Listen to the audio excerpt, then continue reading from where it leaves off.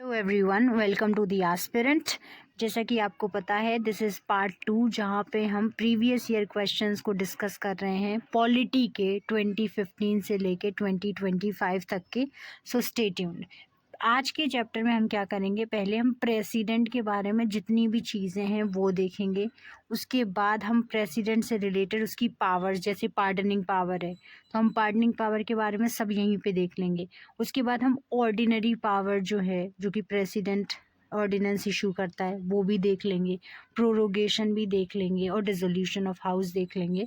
और इमरजेंसी जो पावर्स है प्रेसिडेंट की, क्योंकि ये जो चीज़ें हैं ये जो है वो फाइनेंशियल पोजीशन है, ये पूछी जाती हैं, राइट। एंड ये पूरा जो टॉपिक है वो एक ही टॉपिक से कवर हो जाएगा, वही प्रेसिडेंट के। फिर हम वीपी का देखेंगे, वाइस प्रेसिडेंट के थ्रू हम बाकी गवर्नर वगैरह का टेन्योर देख लेंगे। प्राइम मिनिस्टर और चीफ मिनिस्टर हम लोग पैरेलली पढ़ लेंगे तो हम कंपैरिजन कर पाएंगे। अटॉर्नी जनरल जो है ये पढ़ लेंगे, और जो स्टेट के लिए है वो भी हम पढ़ लेंगे। तो अभी हम प्रेसिडेंट के बारे में शुरू करते हैं। तो कॉन्स्टिट्यूशन कहता है there should be a president, और ये प्रेसिडेंट की जो पोजीशन होती है वो खाली नहीं रह सकती है। अब दूसरी चीज़ है कि प्रेसिडेंट होता है तो इलेक्शन कैसे होता है प्रेसिडेंट का। पहली चीज़ जो है कि इलेक्शन में जो भी पार्टिसिपेट करते हैं प्रेसिडेंट के, वो इलेक्टेड मेंबर्स ऑफ कौन कौन से होते हैं, MPs which is member of parliament, दोनों हाउसेस की, and MLAs of state legislative assembly, elected members, and the elected members of who, elected members of union territory of Delhi and Puducherry। तो MPs of Rajya Sabha and Lok Sabha दोनों के, MLAs okay जो legislative assembly के member हैं of all the state, और MLAs of Delhi and Puducherry जो कि only 2 union territories के। ठीक है। अब नेचर ऑफ इलेक्शंस क्या होता है इस तरीके का, कि जो प्रेसिडेंट का इलेक्शन होता है उसमें जो होता है, ये जो होता है वो इनडायरेक्ट होता है, मतलब डायरेक्टली इलेक्शन नहीं होता है, इनडायरेक्ट होता है। क्यों? क्योंकि जो प्रेसिडेंट है हमारा वो एक तरीके का क्या है, नॉमिनल एग्जीक्यूटिव है, मतलब वो केवल एग्जीक्यूटरी पावर है उसके पास, कि इसके नाम पे सारे डिसीजन लिए जाते हैं, बाकी वो खुद डिसीजन नहीं लेता है, वो काउंसिल ऑफ मिनिस्टर डिसीजन लेते हैं। इसीलिए इसका जो इलेक्शन है वो इनडायरेक्ट है, क्योंकि जब वो रियल डिसीजन ले ही नहीं रहा है तो पावर टसल क्रिएट करने की क्या ज़रूरत है।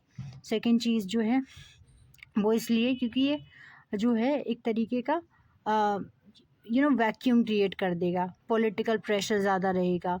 जो एक इंसान एक फ्री एंड फेयर होना चाहिए पॉलिटिकल मुद्दों से, उसके लिए हम जो इलेक्शन है वो इनडायरेक्ट रखते हैं। अब क्या है, ये है रीजंस। अगर डिस्प्यूट होते हैं प्रेसिडेंट के इलेक्शन में तो कौन सुलझाएगा, वो है ओनली सुप्रीम कोर्ट। अब 3-4 चीज़ें आपको याद रखनी है कि अगर प्रेसिडेंट के इलेक्शन के टाइम अगर लोकसभा या स्टेट लेजिस्लेटिव असेंबली डिसॉल्व हो गई, इसका मतलब ये नहीं है कि जो प्रेसिडेंट का इलेक्शन है वो नहीं होगा, तब भी प्रेसिडेंट का इलेक्शन होगा। दूसरी चीज़ है, अगर प्रेसिडेंट का जो इलेक्शन है उस पर बाद में कोई चीज़ें ऐसी आ गई, उस पर एलिगेशंस लग गए कि ये ढंग का नहीं है प्रेसिडेंट, तो जितने भी एक्ट उसने किए होंगे, प्रेसिडेंट ने पास किए होंगे, वो नल एंड वॉइड नहीं होंगे। ऑलराइट, वो हमेशा एग्जिस्टेंस में रहेंगे। ठीक है। अब क्वालिफिकेशंस क्या होते हैं, देखो पहली तो बात, तो अगर कोई प्रेसिडेंट के लिए इलेक्ट होने जा रहा होता है तो उसको 50 प्रपोजर्स दोनों से, या फिर लोकसभा से, राज्यसभा से, मतलब इस तरीके से 50 लोग उसका नाम देना चाहिए, और 50 सेकेंडर्स होने चाहिए, मतलब 50 लोग उस नाम को सेकंड करें कि हाँ ये इंसान आना चाहिए। दूसरी चीज़ है, जो सिक्योरिटी डिपॉजिट होता है वो 15,000 का होता है। पहले ये बहुत कम था, पर क्योंकि हर एक इंसान अब खड़ा हो रहा था किसके लिए, इलेक्शन के लिए, तो हमने बोला कि ये जो इलेक्शन है उसमें वही सीरियस कैंडिडेट्स खड़े हों, क्योंकि 15,000 रुपये देने के लिए कम हो जाएगी संख्या। और ये भी बोला गया कि अगर आप इलेक्शन में 1/6 वोट से कम लाते हो तो ये जो आप डिपॉजिट करोगे ये सीज कर लिया जाएगा, ये वापस नहीं दिया जाएगा। अब बोलते हैं ओथ। जो ओथ होती है वो कौन दिलाता है प्रेसिडेंट को, चीफ जस्टिस ऑफ इंडिया दिलाता है। ठीक है।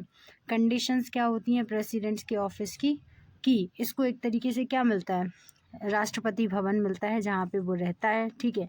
इसकी जो सैलरी होती है वो कम नहीं हो सकती है, जब तक वो रहेगा तब तक उतनी ही सैलरी मिलेगी जितनी उसको पहले बताई गई थी या फिर मेंशन्ड है। टर्म ऑफ ऑफिस जो होता है वो 5 साल होता है और यूएसए में जो होता है वो 4 साल होता है। इम्पीचमेंट जो होता है, अगर ओनली वन केस होता है, वायलेशन ऑफ कॉन्स्टिट्यूशन, अगर कॉन्स्टिट्यूशन को वायलेट कर रहे हो तभी आपका इम्पीचमेंट होगा।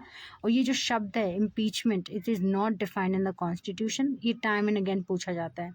सेकेंड चीज़ जो है, इम्पीचमेंट के लिए 1/4 ऑफ द पीपल, या फिर ये राज्यसभा में भी हो सकता है या लोकसभा में भी ये इम्पीचमेंट हो सकता है, ठीक है। क्योंकि जो वाइस प्रेसिडेंट का इम्पीचमेंट होता है ना वो केवल राज्यसभा में होता है, लेकिन ये जो प्रेसिडेंट होता है इनका इम्पीचमेंट कहीं भी हो सकता है, कोई से भी हाउस में।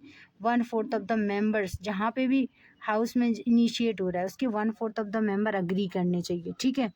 और 14 डे का नोटिस दे दो कि तुम्हारा इम्पीचमेंट हो रहा है, और ये जो होगा दोनों हाउसेस से 2/3 मेजोरिटी से पास होगा, ठीक है। ये स्पेशल मेजोरिटी होती है। आज तक कोई भी प्रेसिडेंट इम्पीच नहीं हुआ है। और ये जो फैक्ट है ये पूछा जा सकता है कि जो एन संजीवा रेड्डी थे, केवल एक ऐसे कैंडिडेट थे जिसके अगेंस्ट कोई भी नहीं खड़ा था। He was the first unopposed candidate for the election of president. अब वैकेंसी क्या होती है, कॉन्स्टिट्यूशन कहता है कि प्रेसिडेंट जो होता है वो कंटिन्यू कर सकता है 5 साल के बाद, गिवन द फैक्ट कि यहाँ पे जो है इलेक्शन में डिले है। तो इस कंडीशन में वीपी नहीं आएगा। वाइस प्रेसिडेंट क्या करता है ना कि इन द केस ऑफ जैसे डेथ हो गई प्रेसिडेंट की, ठीक है, इम्पीचमेंट हो गया, ठीक है, प्रेसिडेंट का, ठीक है, ये 3-4 कंडीशन होती हैं, या फिर वो सिक हो गया या फिर कहीं पे ट्रैवल कर रहा है, तो उस केस में वाइस प्रेसिडेंट जो क्या करता है वो प्रेसिडेंट की पोजीशन पे आके बैठता है। पर अगर डिले हो रहा है इलेक्शन में, और ठीक है, तो उस केस में नहीं आके बैठेगा, ठीक है। डिले हो रहा है तो तब तक कंटिन्यू करेगा प्रेसिडेंट जब तक कोई और प्रेसिडेंट इलेक्शन के थ्रू नहीं आ सकता। और वाइस प्रेसिडेंट जो होगा इस कंडीशन में केवल अज्यूम नहीं करता है वाइस प्रेसिडेंट का ऑफिस। और जब वो वाइस प्रेसिडेंट के ऑफिस पे बैठता है तो उसके पास प्रेसिडेंट के ऑफिस में बैठता है तो उसके पास सेम पावर होती है जैसे एक प्रेसिडेंट के पास होती है। वीपी जो होता है, जब वाइस प्रेसिडेंट जब होता है और जब प्रेसिडेंट की जगह पे अब उसका फंक्शन डिस्चार्ज करता है तो ये कहा जाता है कि 6 महीने के अंदर अंदर क्या करना चाहिए, ये इलेक्शन प्रेसिडेंट के करवा देने चाहिए, ठीक है। अब पावर्स क्या होती हैं, एग्जीक्यूटिव पावर हैं, देखो प्राइम मिनिस्टर को अपॉइंट करता है, कंट्रोलर एंड ऑडिटर जनरल को, अटॉर्नी जनरल को, जो एससी और एसटी की कंडीशंस हैं लोगों की, बैकवर्ड क्लासेस की, उनको इन्वेस्टिगेट करने वाले ऑफिसर को, इंटर स्टेट काउंसिल भी आर्टिकल 261 आई गेस, और आर्टिकल 78 के तहत ये पूछता है काउंसिल ऑफ मिनिस्टर से कि आखिर क्या चल रहा है, उसको हर इन्फॉर्मेशन दो, ये सारी चीज़। तो ये क्या करता है, किसी भी एरिया को शेड्यूल्ड एरिया या शेड्यूल्ड ट्राइबल एरिया यही डिक्लेयर करता है, तो गवर्नर नहीं बल्कि प्रेसिडेंट डिक्लेयर करता है। लेजिस्लेटिव पावर क्या है, ये किसी भी हाउस को जब सेशन स्टार्ट होता है तो उस हाउस को समन कर सकता है कि अब आप अपना सेशन स्टार्ट करो।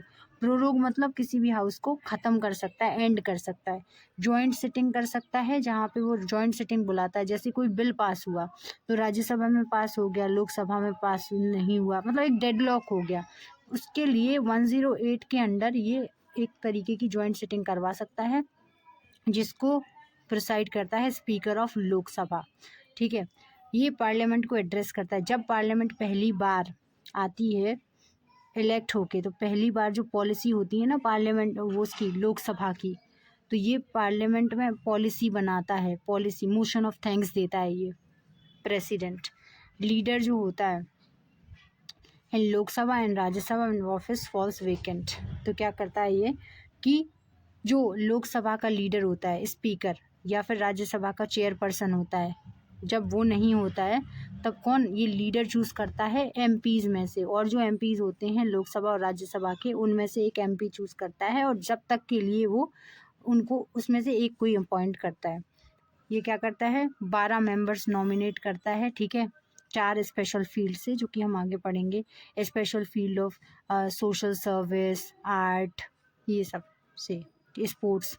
डिस्क्वालिफिकेशन क्या हो जाता है उसका कि जो भी मेंबर्स होते हैं पार्लियामेंट के या फिर लोकसभा के राज्यसभा के, इनका डिस्क्वालिफिकेशन भी ये डिसाइड करता है कुछ केसेस में, ठीक है।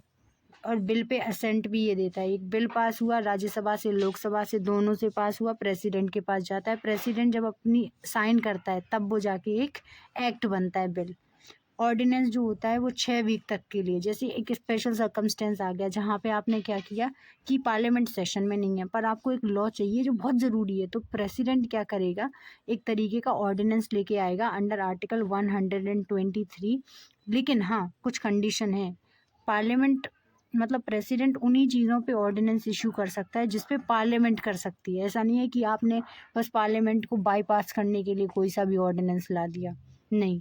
और ये 6 वीक तक ही, मतलब ये 6 वीक के जैसे ही आपका सेशन स्टार्ट होगा तो ये 6 वीक के अंदर अंदर अप्रूव हो जाना चाहिए, ठीक है, नहीं तो ये लैप्स कर जाएगा।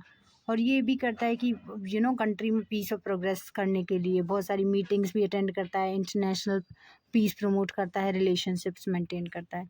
जुडिशियल पावर क्या होता है कि ये एडवाइस सुप्रीम कोर्ट से लेता है, ठीक है। ये ज़रूरी नहीं है कि जो सुप्रीम कोर्ट का एडवाइस है वो बाइंडिंग है, पर ये तब भी लेता है एडवाइस किसी भी ऐसे मैटर पे जो भी बहुत नेशनल इंपॉर्टेंस का मैटर हो।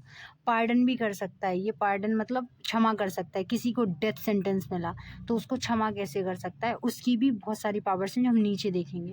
फाइनेंशियल पावर क्या है, जो मनी बिल होता है, demand for grant on his recommendation. Money bill जो होता है पहले प्रेसिडेंट के पास जाता है तब जाके वो इंट्रोड्यूस हो सकता है, विदाउट द प्रेसिडेंट की परमिशन के नहीं होता है। जो भी डिमांड फॉर ग्रांट होता है ना, जब बजट आता है तो उससे जितना भी पैसा निकलता है वो प्रेसिडेंट के ही असेंट पे निकलता है। फाइनेंस कमीशन को आर्टिकल 280 के अंदर हर 5 साल में ये कॉन्स्टिट्यूट करता है, और कंटिजेंसी फंड में से जितने भी पैसे निकाले जाते हैं वो इसके ही तहत निकाले जाते हैं। डिप्लोमेटिक रिलेशनशिप भी मेंटेन करके रखता है ये कंट्रीज़ के बीच में, किस तरीके से हमारे कंट्री के रिलेशन होने चाहिए with Russia, with USA etcetera. Military जो है ये supreme commander of defence forces in India होता है। कुछ इमरजेंसी प्रोविजंस होते हैं जैसे आर्टिकल 352, 356 एंड 360, ये हम इस लेक्चर के बाद पढ़ेंगे। अब हम पढ़ते हैं पार्डनिंग पावर जो ऊपर लिखा था। आर्टिकल 72 कहता है कि जो प्रेसिडेंट है उसके पास एक पावर है कि जो कोर्ट ने सपोज आपको दे दिया डेथ सेंटेंस, तो पार्लियामेंट के जो प्रेसिडेंट है, काउंसिल ऑफ मिनिस्टर जो है वो एडवाइस करेंगे कि देखो ऐसा ऐसा कर दो, एक इंसान के साथ गलत हुआ है, ये गलत डिसीजन है, तो जो प्रेसिडेंट है वो क्षमा कर सकता है आपकी डेथ सेंटेंस को। लेकिन उन्हीं लॉज के तहत जो यूनियन लॉ ने बनाए, जो लॉज यूनियन ने बनाए हैं, जो भी डेथ सेंटेंस आपको कोर्ट मार्शल ने दिया है, और डेथ सेंटेंसेस, क्योंकि जो गवर्नर होता है ना वो स्टेट के लिए होता है, पर गवर्नर के पास ये पावर नहीं होती है। अब पार्डन होता है मतलब आपने क्या किया कि कोई आपके ऊपर से क्राइम का वो लगा हुआ है कि आपने ये क्राइम किया है, तो आपने पूरी तरीके से क्षमा कर दिया उसको, वो कर दिया कि हाँ आप इस क्राइम आपने किया ही नहीं है, पूरी तरीके से बाइज्जत बरी करना होता है पार्डन। ये केवल कौन कर सकता है, प्रेसिडेंट, नॉट द गवर्नर। दूसरा है कम्यूटेशन। कम्यूटेशन का मतलब होता है सी से आप याद रखो कि changing the nature of punishment. जैसे मैंने बोला आपको 2 years ऑफ रिग्रेस पनिशमेंट है, तो मैंने देखो साल सेम रखे 2 ही साल, पर जो नेचर है पनिशमेंट का मैंने 2 years रिग्रेस पनिशमेंट से थोड़ी सी कम पनिशमेंट दे दी ताकि आपको रिलीफ मिले। तो चेंजिंग द नेचर। रेमिशन में क्या होता है, रेमिशन मतलब reducing the sentence. Regress punishment 2 साल की थी पर मैंने उसका पीरियड 1 साल कर दिया, बस रिड्यूस कर दिया, टाइम नेचर वही रखा।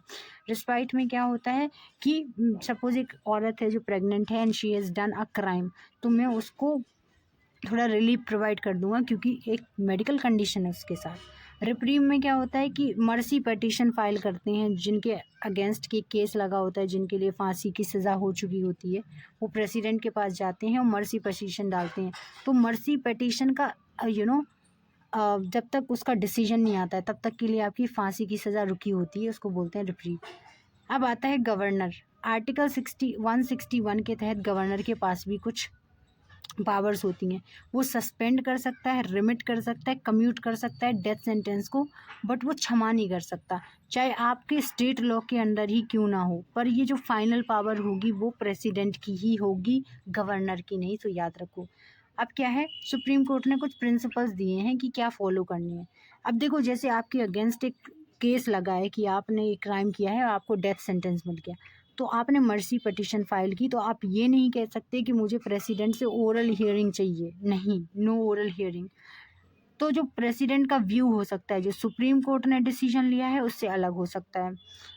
और ये जो है इट इज़ नॉट, जो प्रेसिडेंट है वो बाउंड नहीं होते हैं, bound by the advice of union, कि सुप्रीम कोर्ट ने जो बोला है आप वही फॉलो करो। लेकिन ना ही उन्हें ये बोला जाता है कि आपने जो डिसीजन लिया है उसको जस्टिफाई करो, कि आपने ये जो डिसीजन लिया है कि आप इन्हें क्षमा कर रहे हो किस बेसिस पे, तो जस्टिफिकेशन के लिए नहीं बोला जाता है।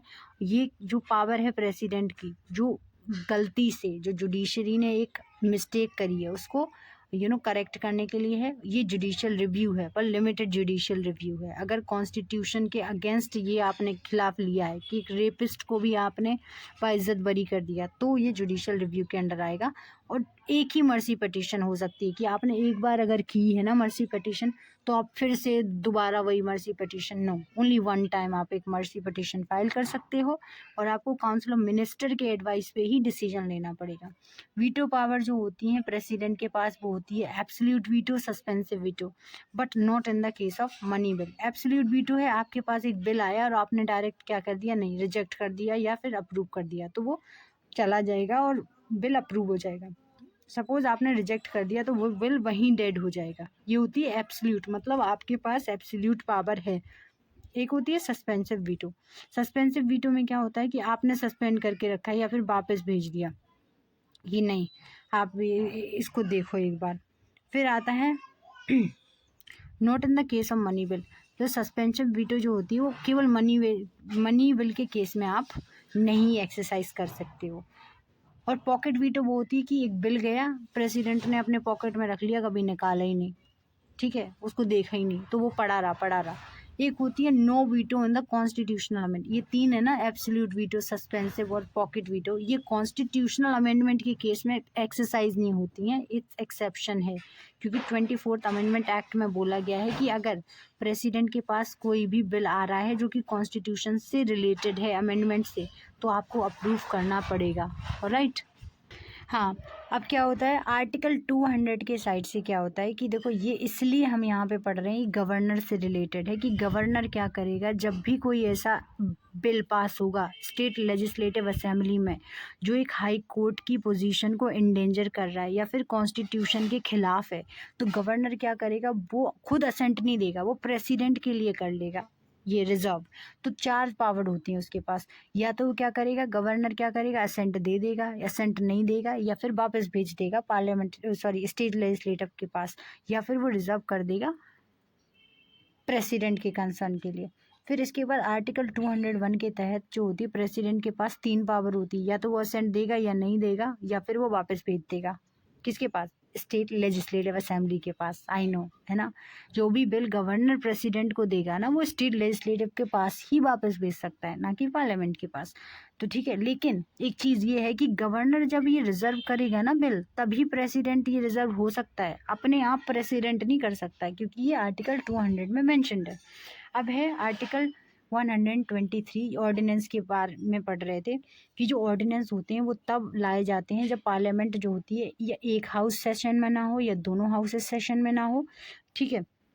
लेकिन कूपर केस में बोला गया था president's intention to prorogue house can be question. ऐसा नहीं हो कि प्रेसिडेंट ने इसलिए एक हाउस को डिसॉल्व या फिर प्रोरोग कर दिया है, एंड कर दिया है सेशन, ताकि हम कोई भी ऑर्डिनेंस लेके आ जाएं जो कि एक पॉलिटिकल पार्टी को फेवर कर रहा है। नहीं, जो जुडिशियल रिव्यू होता है वो 44th अमेंडमेंट एक्ट में, कि प्रेसिडेंट ने क्यों एक हाउस को प्रोरोग किया है, ऑर्डिनेंस लाने के लिए या कोई और इंटेंशन था, तो वो जुडिशियल रिव्यू हो सकता है। 38th अमेंडमेंट एक्ट में बोला था नहीं, जो प्रेसिडेंट बोलेंगे वो कभी भी जुडिशियल रिव्यू के अंडर नहीं आएगा। लेकिन फिर बोला गया judicial review is mandatory, it can not abridge fundamental right. तो आप ऑर्डिनेंस वो नहीं ला सकते हो जो आपके फंडामेंटल राइट्स को वायलेट करें। आप उन्हीं चीज़ों पे ऑर्डिनेंस बना सकते हो जो पार्लियामेंट बनाती थी, केवल उन्हीं लॉज पे, रूल्स पे। और जो है इसका जो टेन्योर होता है ऑर्डिनेंस का, वो होता है 6 मंथ प्लस 6 वीक्स, ठीक है, दोनों हाउसेस से अप्रूव हो जाना चाहिए, इतना मैक्सिमम टेन्योर। ये जो होते हैं कैन बी रेट्रोस्पेक्टिवली, मतलब जो आपने पिछले पुराने टाइम से भी हिस्ट्री में जाके आप वो चीज़ें बदल सकते हो। ऑर्डिनेंस पीछे से भी आप क्या कर सकते हो, फोर्स में ला सकते हो। It can not amend the constitution and deceive bar the versus 1987 का है कि इट कैन बी क्वेश्चन कि आपने कैसे लाए हो ऑर्डिनेंस। डिस्क्रिशनरी पावर भी होती है। देखो सारी चीज़ें तो आप प्रेसिडेंट की जो होती हैं वो काउंसिल ऑफ मिनिस्टर्स करवाते हैं, लेकिन क्या उनके पास कोई ऐसी पावर है जो वो खुद अपने ऊपर वो एक्सरसाइज करते हैं? तो हाँ है। जब भी प्राइम मिनिस्टर का अपॉइंटमेंट होता है तो वो, जब डिसमिशल होता है काउंसिल मिनिस्टर का तो, और डिसोल्यूशन ऑफ लोकसभा होती है तब। ये 3 जो पावर होती है वो डिस्क्रिशनरी होती है। अब आते हैं हम 2015 से लेके 2025 तक के इनसे पूछे जाने वाले सवालों से। पहला है कि जो ऑर्डिनेंस होता है क्या एक सेंट्रल एक्ट अमेंड कर सकता है? हाँ, वो हर एक एक्ट अमेंड कर सकता है जो कि पार्लियामेंट अमेंड कर सकती है या बना सकती है। पर ऑर्डिनेंस जो होता है वो फंडामेंटल राइट्स नहीं वायलेट कर सकता। तो 2 अगर कटेगा तो 2 कटा, ये वाला भी 2 कट गया, ये भी गया, और सी इज़ द करेक्ट आंसर, क्योंकि जो ऑर्डिनेंस होता है वो बैकडेट से भी इफेक्ट में आ सकता है। नाउ द सेकंड क्वेश्चन यहाँ पे पूछा गया है, the constitution of India explicitly mentions that certain spheres of the governor की डिस्क्रिशन है। हाँ, गवर्नर के लिए भी है और प्रेसिडेंट के लिए भी। आर्टिकल 163 में बोला गया है कि आर्टिकल 200 के तहत अगर गवर्नर को लगता है कि कोई चीज़ वायलेट हो रही है तो वो प्रेसिडेंट के कंसेंट के लिए वो बिल रिजर्व करके रख सकता है। और दूसरी चीज़ आर्टिकल 356 भी वो लगवा सकता है जहाँ पे वो प्रेसिडेंट रूल है, ये डिस्क्रिशन होता है। लेकिन वो क्या नहीं कर सकता है, वो जो है उसको खुद देना पड़ेगा कि ये रिजर्व है बिल प्रेसिडेंट के लिए। प्रेसिडेंट अपने आप रिजर्व नहीं कर सकता है। तो only one statement is correct. यहाँ पे पूछा गया है कि जो प्रेसिडेंट की पार्डनिंग पावर है ये सब्जेक्टेड टू जुडिशियल रिव्यू है। Yes. And president can exercise his power without the advice of the government? No, central government की एडवाइस चाहिए ही होगी। तो वन इज करेक्ट। ठीक है। अब क्या है, जो यूनियन मिनिस्टर होता है वो प्राइम मिनिस्टर नहीं, फाइनेंशियल पावर क्या होती है प्राइम मिनिस्टर प्रेसिडेंट की, कि वो जो बजट वगैरह होता है उसके बिहाफ पे ही फाइनेंस मिनिस्टर प्रेजेंट करता है, ना कि प्राइम मिनिस्टर के। तो one is incorrect. And the union level no demand of grant can be made except without his recommendation. This is correct. Only 2 is correct. अब यूनियन बजट, ये economy का सवाल है। I have put in it कि union budget का जो document होता है वो ये भी बोला जाता है कि मैक्रो इकोनॉमिक फ्रेमवर्क को भी प्रेजेंट करो, वो FRBM के तहत बोला जाता है। जो बिल है जो कॉन्स्टिट्यूशन को अमेंड कर रहा है वो प्रेसिडेंट की परमिशन चाहिए होती है? नहीं। जो कॉन्स्टिट्यूशन अमेंडमेंट बिल है which is presented to the President of India, it is obligatory for the President of India to give his assent. Yes, 24th Amendment Act में बोला गया था कि कोई वीटो नहीं अवेलेबल है प्रेसिडेंट के लिए। And a constitution amendment bill must be passed by both the houses, Lok Sabha and Rajya Sabha, वो भी स्पेशल मेजोरिटी। तो इसमें 2 and 3 are the correct option, 1 is wrong. And जो लास्ट चीज़ें हैं कि जो प्रोरोगेशन है of the house of the president of India does not require the aid of council of minister. No, prorogation मतलब end of the life। ये prorogation of the house जब एक एडजर्नमेंट साइंड आई होती है, मतलब आप टाइम नहीं बता रहे हो कब दोबारा हाउस आएगा सेशन में, ये भी कर सकते हैं। और डिसोल्यूशन जो होता है लोकसभा का, it is done in the exceptional circumstances on the advice of council of ministers. So 2 and 3 are correct. अब ये वाला सवाल है कि जो इलेक्शन होता है प्रेसिडेंट ऑफ इंडिया का कैन बी डिक्लेयर्ड वॉइड? नहीं। अगर आपका जो है कि आपका जो एक्ट वगैरह है, उनकी जो भी एक्ट किए हैं वो उनकी बेसिस पे आप पूरे एक्ट को भी हटा नहीं सकते हो या वॉइड नहीं डिक्लेयर कर सकते हो। इलेक्शन जो होता है प्रेसिडेंट का वो पोस्टपोन भी नहीं हो सकता है। और इलेक्शन जो होता है प्रेसिडेंट का, ये कोई भी जैसे बिल आपने प्रेजेंट किया प्रेसिडेंट को, तो उनके पास कोई भी टाइम नहीं होता है कि इस टाइम तक आप बिल को वो अप्रूव करो, नहीं। इसीलिए तो पॉकेट वीटो है कि आप रखे हो। तो none of the statement are correct. यहाँ पे है ये क्वेश्चन छोड़ने लायक था, फिर भी आपको पता होना चाहिए। वी विल डिस्कस इट इसके बाद वाले सेशन में, क्योंकि वीडियो लंबी हो रही है। So we will discuss these things. Executive power of the union जो होती है not in the prime minister but the president. और प्राइम मिनिस्टर जो होता है नहीं, वो ex officio chairman civil service board का नहीं होता है बल्कि कैबिनेट सेक्रेटरी होता है। ठीक है। एंड जो वोट वैल्यू होती है यहाँ पे लिखा है वो सेम होती है एमपीज ऑफ राज्यसभा और लोकसभा की, जो कि 700 होती है। एंड वोट वैल्यू जो होती है वो वेरी करती है state to state. So 1 is correct. Alright. तो ये जो सवाल थे यहाँ तक आपने देख लिया। ये 2 सवाल हैं, ये हम नेक्स्ट सेशन में पढ़ेंगे बिकॉज वीडियो बहुत लंबी होगी. Thank you so much for watching and happy study. And it is very important. I have included everything in this session. So please do like, share and subscribe, and happy study. Thank you.